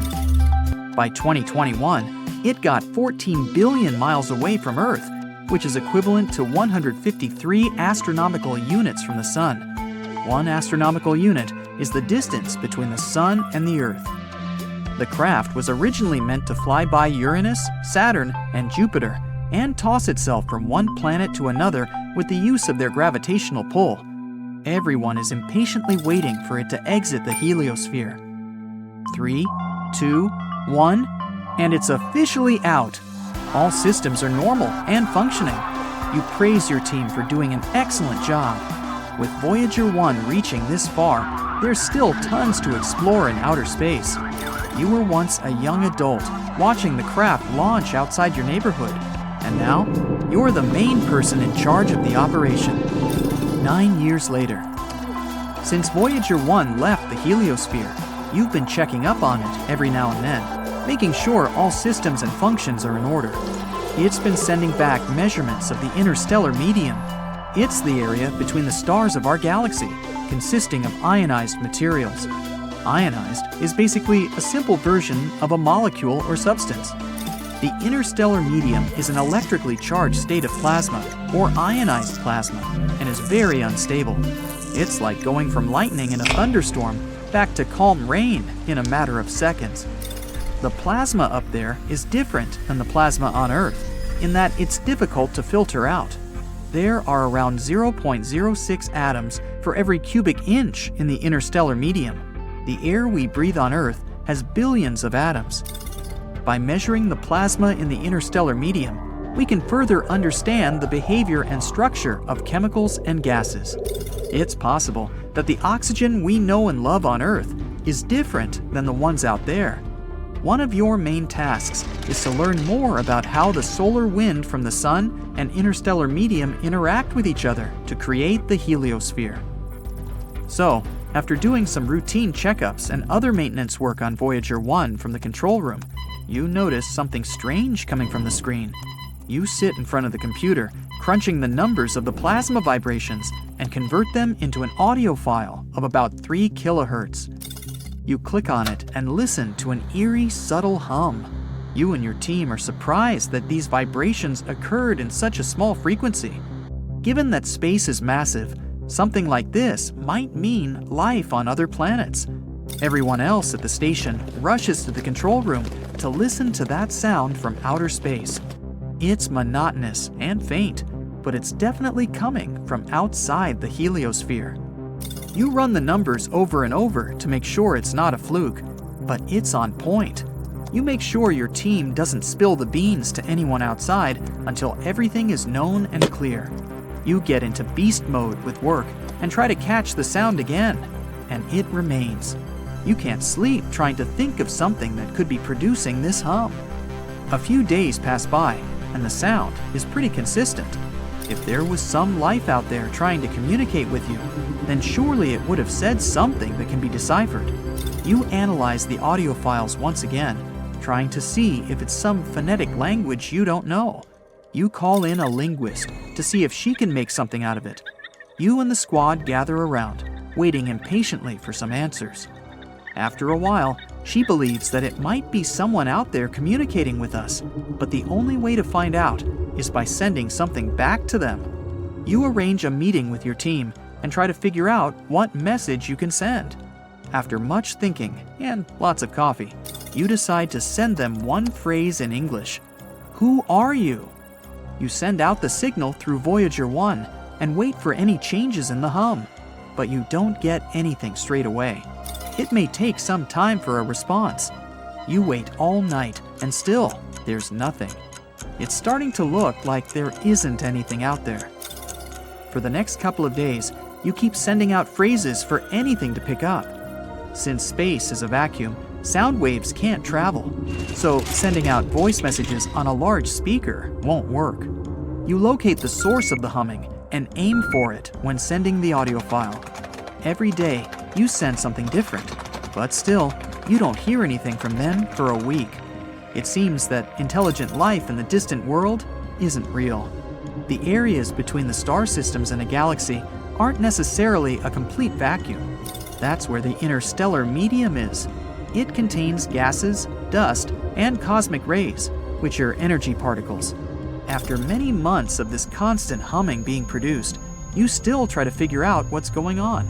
You sit there, remembering the time when the Voyager was first launched. You remember running outside after playing some video games.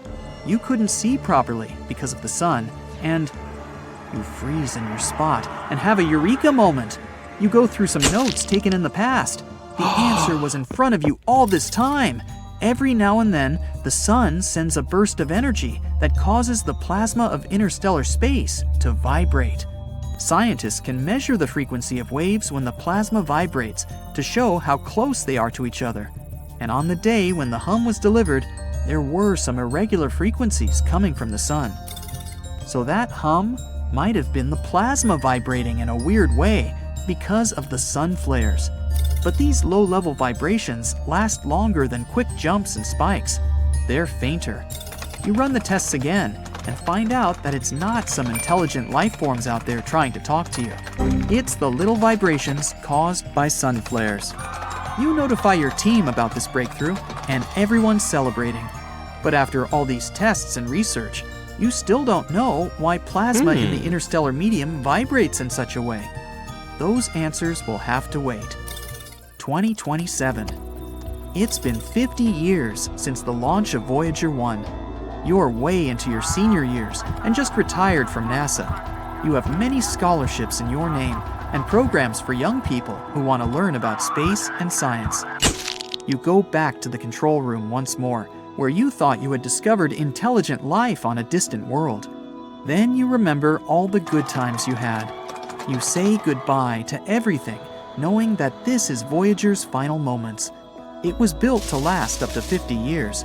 After that, it'll just be a floating object in the vastness of space. It's already surprising to know that this is Earth's most distant object from us, but it's time to let others take your place. You shut off the lights and close the door. The Voyager makes one last beep before eternal silence.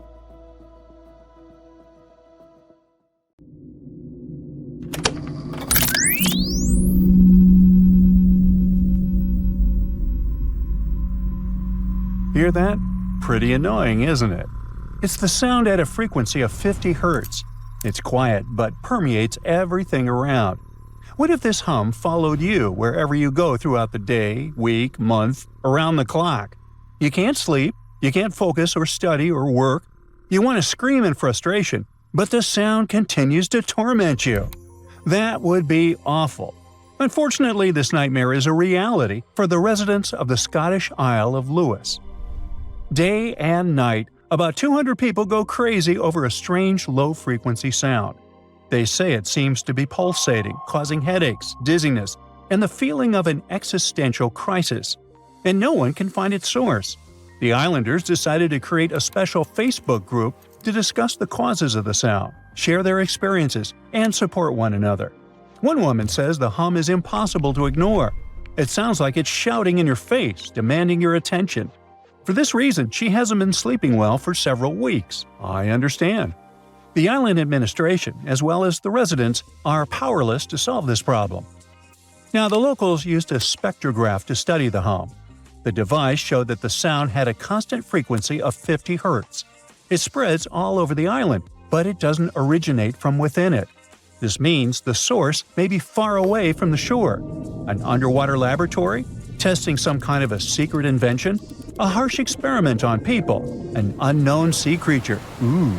People develop a lot of theories, but nothing helps. The country's top leadership may be aware of the nature of this sound, but they probably don't want to talk about it. It sounds like nonsense, but let's visit the small northern Irish town of Omagh. Its residents reported a constant buzzing that prevented them from sleeping. They just woke up in the middle of the night and heard this hum. The sound spread in different parts of the city, and no one knew its nature. People heard the sound every night, but fortunately, the city council coped with the problem. They found the source of the hum, but for some reason, they refused to tell the residents about their investigation. Moreover, they said the sound could return in the fall. The locals demand the truth. There's a big doubt that they will get it. Another case of a strange sound happened in Windsor, Canada. It's an industrial town located across the river from Detroit, Michigan. Its residents have been hearing the hum for many years. It sounds at such low frequencies and is so quiet that some residents often cannot understand, is the sound real or is it a hallucination? Other locals say the hum is so strong that it makes glassware rattle in the cupboards. Some people believe that some secret invention used to control the weather produces this sound. But the reality may be simpler. The most plausible theory claims that the source of the noise is on Zug Island. Blast furnaces located on the island release pressure and produce a strong rumbling sound. This is necessary to keep the equipment from exploding. Well, yeah. According to this theory, the sound gets reflected from metal drums and machines and then goes beyond the island and crosses the Detroit River directly into Windsor. It sounds realistic, but no one has confirmed this theory. Yeah, there have been investigations. The Canadian authorities compiled a report, but it was kept secret. The only thing the locals received was an official comment on the city's website. Quote, "While it is not possible to extract the exact source of the hum, possible sources may include quarry activity or industrial ventilation systems," end quote. But where did the version about the blast furnaces come from? They were mentioned in an abridged version of this report without any details getting disclosed. Another problem with the hum research is that Zug Island is located on private American territory. Scientists from Canada were banned from conducting investigations there. Canada, Ireland, Scotland. Anywhere else? Oh, yeah. The residents of Bristol, England have been hearing a mysterious hum since the 70s. And not only them, maybe you, the one who is watching this video right now, hear it too. If that's the case, then you're one of about 4% of the world's population affected by this problem. No, seriously, what's happening? Let's figure it out. The first mention of the hum appeared in the mid-70s in England. A small digression.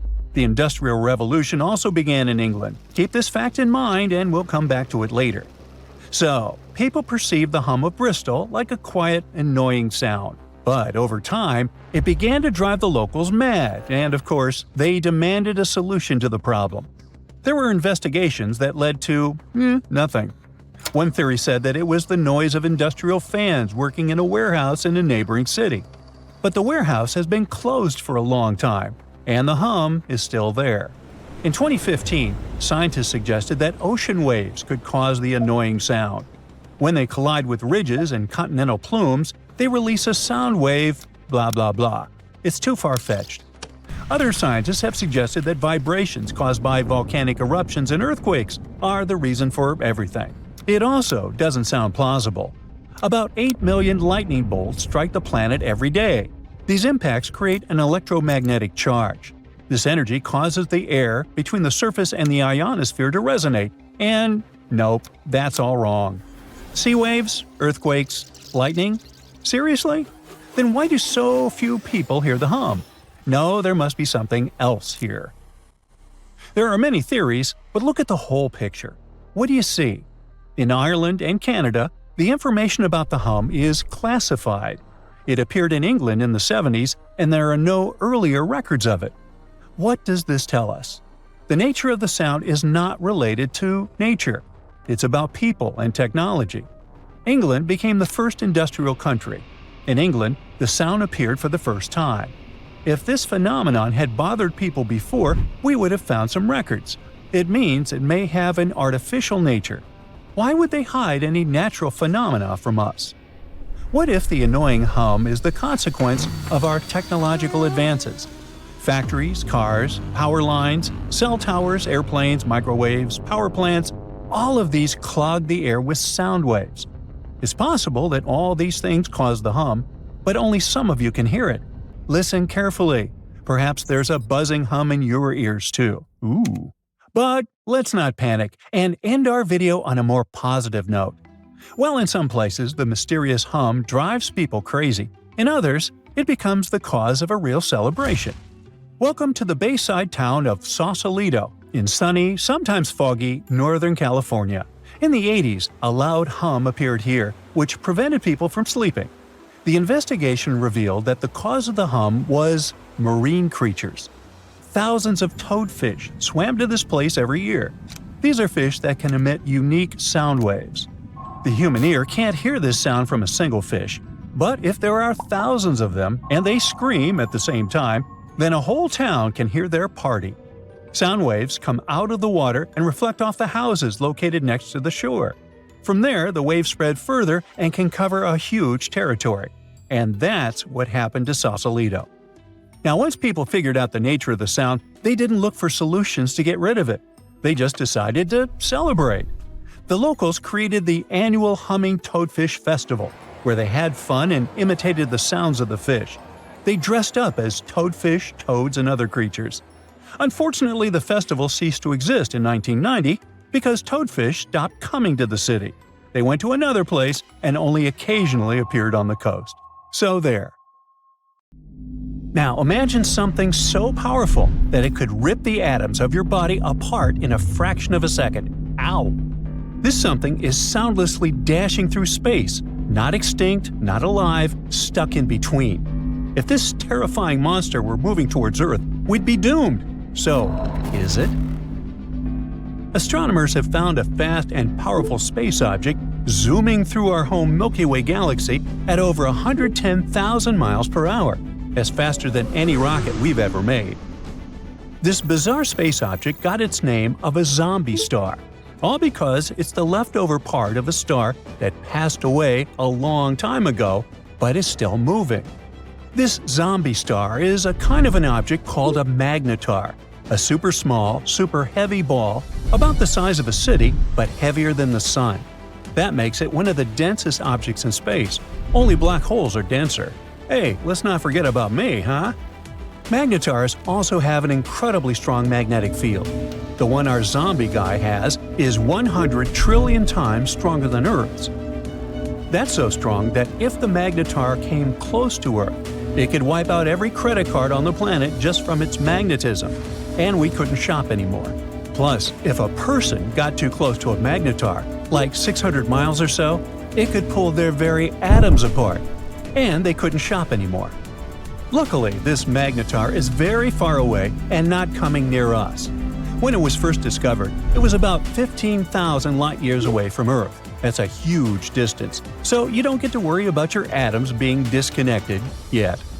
Astronomers first spotted the zombie magnetar in 2008. And since only about 30 magnetars are known in our galaxy, it was a lucky and rare find. Scientists use space telescopes like Hubble and Gaia to watch it over time. That's how they discovered it was moving much faster than they thought. Now, astronomers are trying to figure out how this zombie star got such a big kick. At first, they thought that, like most magnetars, this one was born when a giant star exploded in a supernova and the leftover core became a super-dense neutron star. According to their theory, it could have happened near something called supernova remnant HB9. That would make sense since most magnetars are created this way. But when they tracked its movement, they found that the zombie star was moving too fast and going in the wrong direction to have come from HB9. They traced its path thousands of years into the past and still couldn't find any exploding star or star cluster it could have come from. This means scientists now have one more mystery on their hands. Where did the zombie star come from, and how was it made? One explanation is that it came from a white dwarf, which is the leftover core of a smaller star like our Sun after it runs out of fuel. Now normally, when white dwarfs explode, they're destroyed completely. But in rare situations, instead of blowing apart, a white dwarf might collapse into itself and turn into a neutron star. This neutron star could then become a magnetar. This unusual way of forming a magnetar also gives clues about another mystery: fast radio bursts, or FRBs. These are very quick and powerful flashes of radio energy from deep space. Some FRBs come from galaxies that are so old there shouldn't be any exploding stars left. But if magnetars can be born from collapsing white dwarfs, that might explain how those FRBs are still happening. In any case, learning how magnetars form could help us explain many strange and powerful events we see across the universe. But so far, the investigation is still on, and no answers have been found yet. Zombie stars wandering across the universe isn't the only mystery we haven't solved yet. At one point, you might come across one of them while traveling through the cosmos. It looks like nothing. At a distance of 700 million light-years away from Earth, there's a hole, a blank void that has very few galaxies. This is a roughly spherical region about 330 million light-years across. Our home Milky Way galaxy could fit there thousands of times over. It's the mysterious Bode's void in the constellation of Bodes. Yeah, makes sense. You see, galaxies look like a giant web. Most of them are parts of long structures called filaments. Those wind through the cosmos, and when they meet, they form regions with a high concentration of galaxies. These regions are what we know as galaxy clusters. But between these clusters and threads, there are huge, empty voids that hardly contain any galaxies. Such voids make up almost 80% of the observable universe, and most of them are huge, from 30 to 300 million light-years wide. The Bode's void is one of the most massive ones.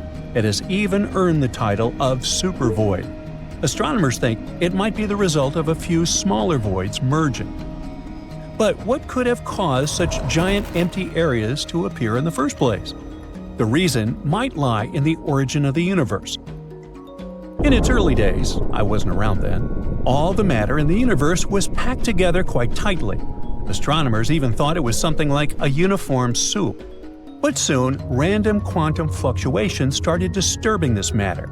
Some areas became denser, and their gravitational pull became stronger. They began stealing matter from less dense regions. This made such areas even denser, and they kept attracting more and more matter.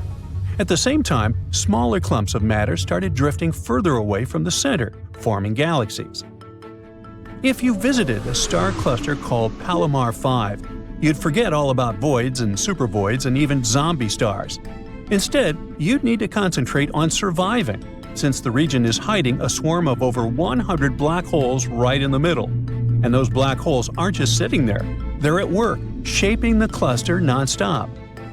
Palomar 5 is a group of stars located about 80,000 light-years away from us. Normally, clusters like this are dense and tightly packed, with stars all bunched up together. But Palomar 5 is different. It's spread out and has a huge tail of stars, stretching across 30,000 light-years. This beautiful tail is called a tidal stream. It's like the stars are spilling out of the cluster, creating a long river of light. Tidal streams like this are rare and hard to study. Globular clusters like this one are super old. Some are almost as old as the universe itself. But Palomar 5 also stands out because it's the only cluster we know about that still has a tidal stream attached to it, and the black holes inside the cluster might be to blame. They're pulling on the stars in the cluster, messing with their orbits, and slingshotting them right out of the cluster. Or would that be slingshooting? I don't know.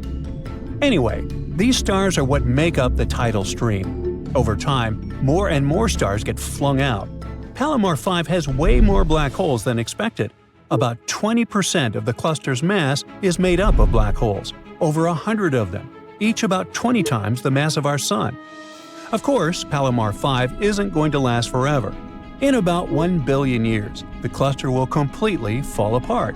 By then, all the stars will have been gone, leaving behind just the black holes.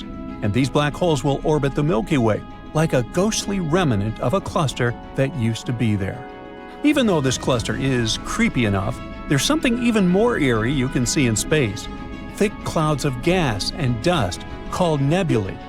One of the most unusual ones is probably NGC 2392, located 5,000 light-years away from Earth in the constellation of Gemini. It was discovered more than 200 years ago and became popular because of its unusual appearance. It's basically a disk of material with a ring of comet-shaped objects.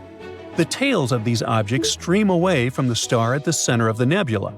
The bizarre orange streaks in the outer part of the cloud stretch light-years away in all directions. The middle resembles a ball of twine, but in reality, it's a bubble of material blown into space by the wind of high-speed material produced by the central star. Wow.